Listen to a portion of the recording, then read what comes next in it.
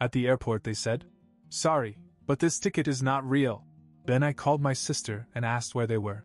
Merry Christmas, loser! She shouted. A week later at family.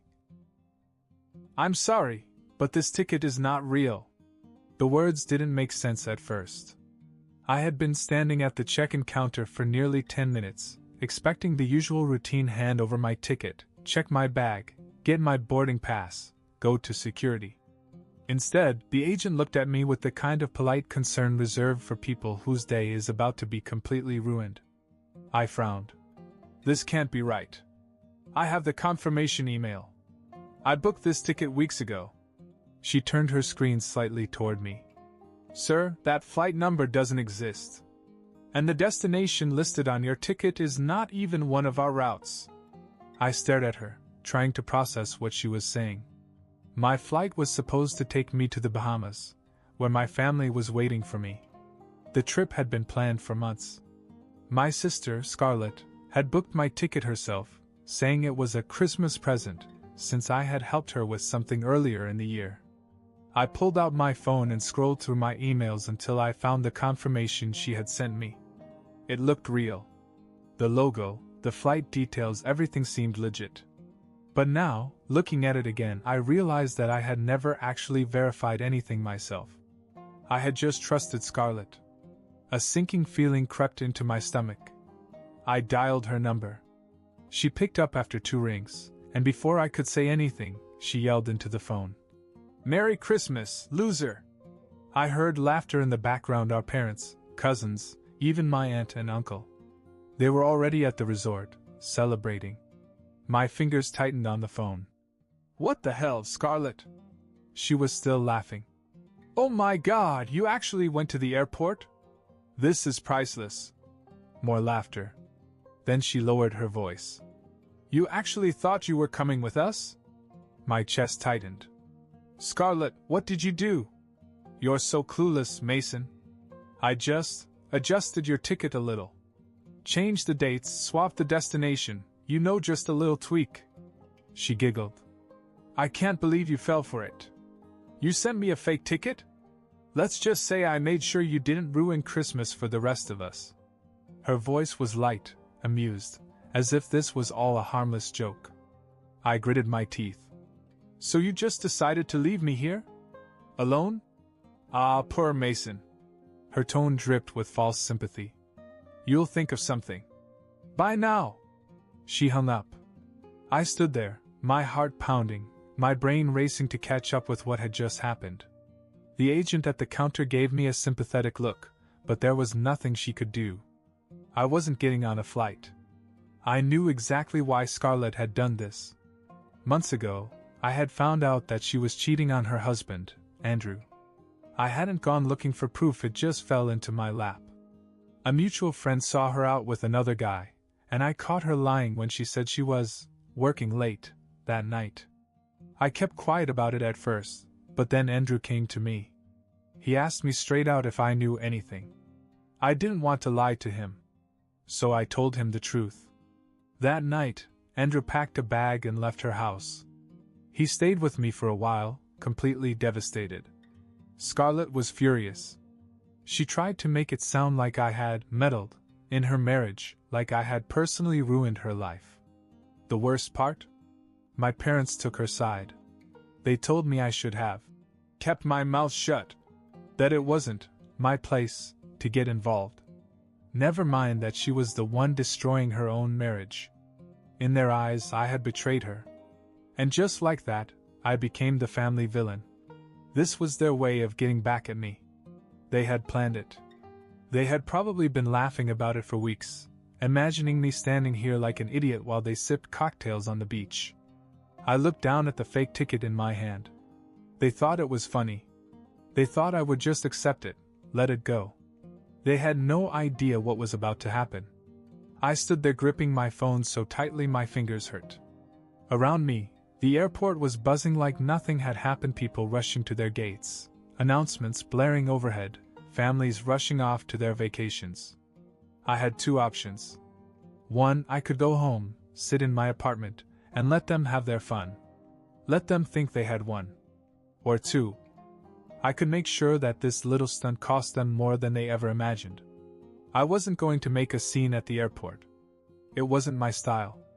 Instead, I calmly walked out, booked an Uber, and spent the entire ride back planning exactly how I was going to make them regret this.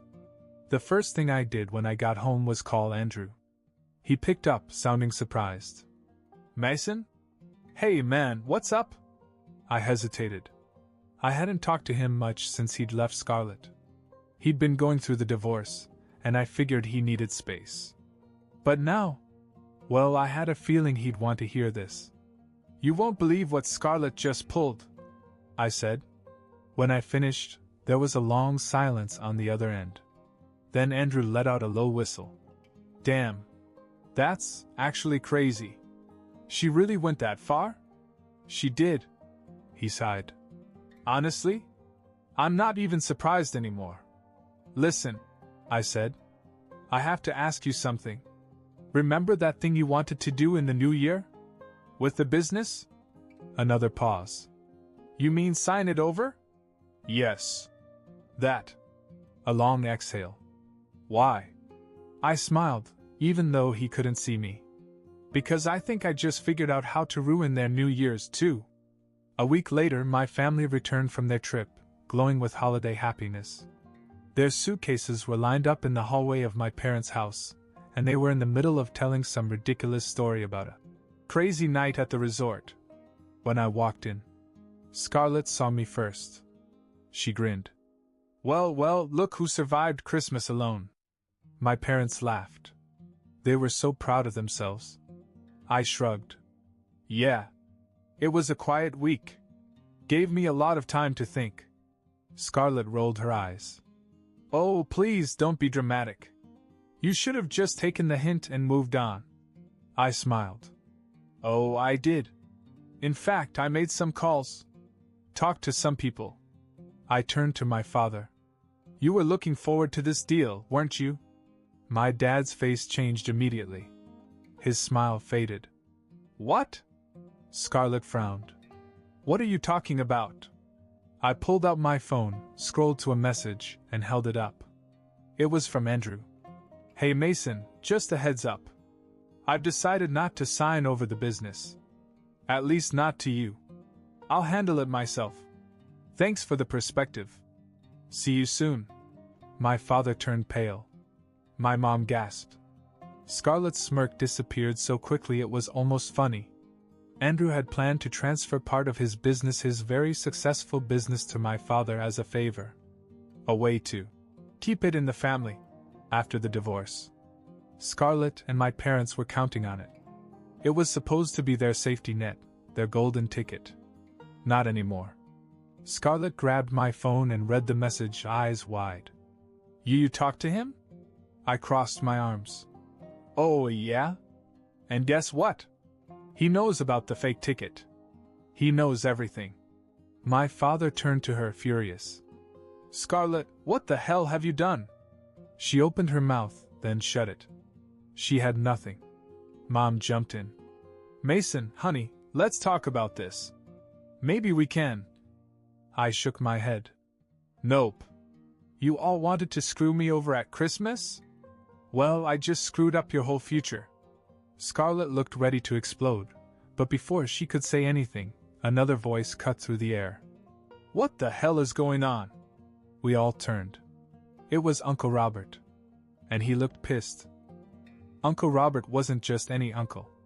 He was the oldest of my father's brothers, the one who always settled family disputes, the one who never took sides until now. And from the look on his face, he was about to take mine. He entered the room and closed the door behind him.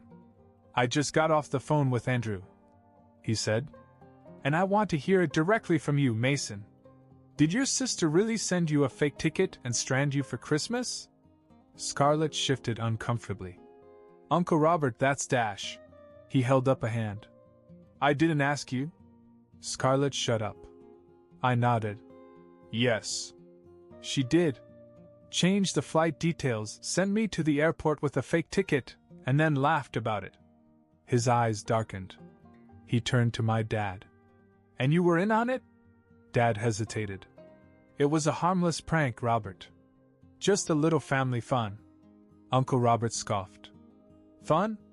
Leaving your own son stranded during the holidays? You think that's fun? He let out a sharp breath, his face turning red. You selfish, petty idiot. I can't believe I share blood with you.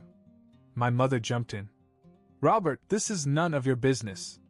None of my business? His voice boomed. You do realize that Andrew just pulled out of the deal because of this, right? Do you know how much money you just lost? Dad's face twitched. He knew. Scarlett threw up her hands. So what? Mason tried to ruin my life. He turned my own husband against me. I laughed. You did that to yourself, Scarlett. I just told the truth. She glared at me. And you just had to tell Andrew, didn't you? Couldn't keep your mouth shut? Uncle Robert turned to her, his voice cold. You cheated on your husband, Scarlett. Not Mason. And instead of admitting it, you went out of your way to punish him?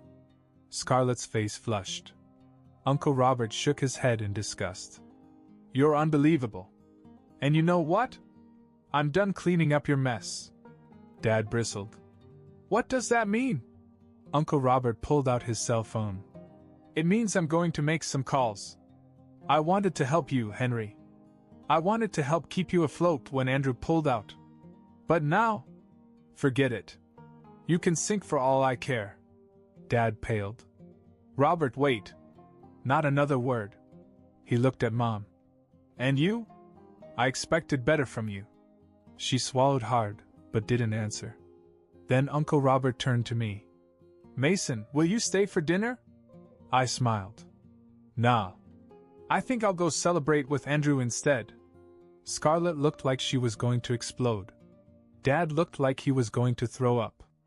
Mom just looked lost. Uncle Robert nodded. Smart move. As I walked out the door, I heard him say one last thing.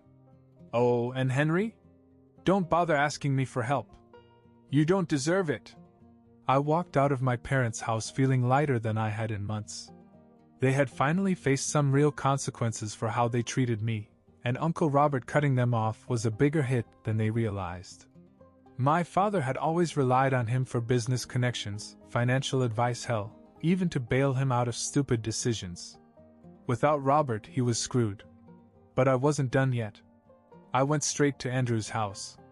When I got there, he was already waiting, 2 beers in hand. I have to say, he said, handing me one, that was satisfying to watch. You saw? He grinned. Your uncle called me as soon as he left. He said your father looked like he was going to cry. I laughed. He might actually cry when he realizes what's coming next. Andrew raised an eyebrow. There's more? Oh, there's so much more. Because here's the thing, Scarlett had always been reckless. She thought she was invincible, that she could screw people over without consequence. But she made one big mistake. She underestimated how much I knew about her. And I was sitting on something big.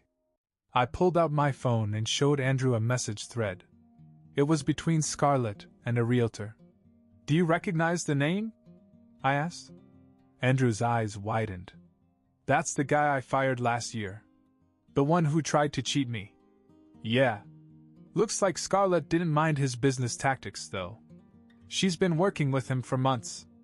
Andrew scrolled through the messages, his expression darkening. She tried to sell my vacation home? The one she told the court she didn't care about. Yep. Looks like she wanted to flip it before the divorce was final so you'd never see a dime. His jaw clenched. That lying. He stopped himself, exhaling sharply. You have all this? Every message. Every email. Every meeting she had with that guy.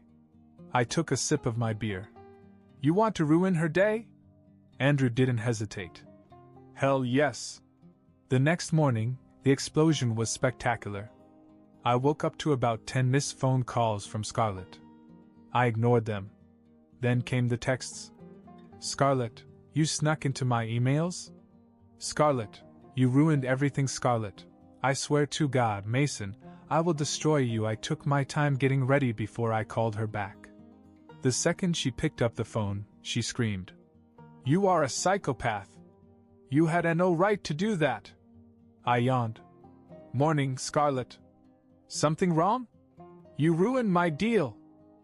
So Andrew had already acted. "Yeah," I said casually. "Turns out it's super illegal to fraudulently sell property during a divorce." "Who knew?" "You dash." She was so angry she could barely speak. "Andrew froze all my accounts. I have nothing." "Well, that's what happens when you cheat." She was breathing heavily. Then suddenly her voice dropped to a low, venomous whisper. "You think you won? You think this is over?" "Oh, Scarlett," I said, smiling. "This is so over." Then I hung up. And for the first time in a long, long time, I felt free. Scarlett was a snake. No matter how many times she got caught, she always found a way to wriggle out. But this time she was trapped. Andrew had frozen all her accounts, revoked her access to everything they shared, and filed an emergency motion with the court to prevent her from touching any assets until the divorce was final. She had nothing. Or so I thought. Because 2 days later, she tried one last desperate move and it backfired spectacularly. I was in the middle of lunch when my phone rang. It wasn't Scarlett. It was my dad. I almost didn't answer it. But something told me this was going to be good. I answered, keeping my voice casual. "Hello?" Dad didn't even say hello. "Did you call the IRS on us?" I almost choked on my food. "What?" "The feds, Mason. The IRS. They showed up today asking about suspicious financial activity." "What the hell did you do?" I sat up, now fully alert. "I didn't call anyone. What are you talking about?" But then, like a puzzle clicking into place, I knew. Scarlett. I almost laughed. She must have done something really stupid. I leaned back in my chair. "Dad, why would the IRS be looking at you?" He hesitated. "It's nothing. Just some tax stuff. But you must have." I cut him off. "No, I didn't. But maybe you should ask Scarlett." Silence. Then, "What did she do?" "I don't know. But given her history, I'd say something incredibly illegal." And I was right. Scarlett had been hiding more than just the real estate scheme. She had been playing tax evasion games. Big ones. Apparently, while married to Andrew, she had been funneling money through phony business expenses, claiming deductions she was not entitled to, and even using our parents' accounts to do it. She'd been living high on the hog, thinking she'd never get caught. But when Andrew froze her accounts, she panicked. And when people panic, they make mistakes. Her mistake? Trying to move money into an old offshore account that had already been flagged by the IRS for suspicious activity. The moment she touched it, alarms went off. And now the IRS was investigating her. And our parents. 2 days later, things got worse. I got a phone call from Uncle Robert. "You won't believe this," he said. "Try me. The FBI got involved." I almost dropped my phone. "The FBI?" "Yep. Turns out some of the business expenses Scarlett claimed were related to federal loan fraud. Your sister wasn't just screwing herself, she was dragging your dad into it, too." I burst out laughing. Uncle Robert chuckled. "I shouldn't be laughing, but damn it, Mason. This is a mess." I shook my head. "So what happens now?" "Well," he said, "if they find anything serious, your dad and Scarlett could be in real legal trouble." I sat back and took it all in. I hadn't planned for this. I had wanted revenge, but I had only expected to ruin their reputations, not get the feds involved. But you know what? They did it to themselves. And the best part? I was just getting started. Scarlett always thought she was untouchable. My parents thought they could protect her forever. But now, they were in real trouble. The IRS was on their backs. The FBI was sniffing around. Andrew had cut Scarlett out of every financial asset she thought she still had control over. And Uncle Robert had cut her off completely, refusing to help my father climb out of the hole he had dug for himself. But just when I thought things couldn't get any worse for them, something else happened. Something so much worse. It started with a phone call from Andrew. "Dude," he said, his voice somewhere between amused and shocked. "Your sister is crazy." I sighed. "What now?" "She broke into my house last night." I almost dropped my phone. "She what?" "Yep. The security cameras caught the whole thing. She used her old key, which I forgot to change, my bad, and tried to steal documents from my office." "Wait, what documents?" "The divorce papers. Probably hoping to destroy something that could be used against her. But guess what?" He laughed. "She set off the new security alarm. Cops showed up in 10 minutes. I pressed my fingers to my temple.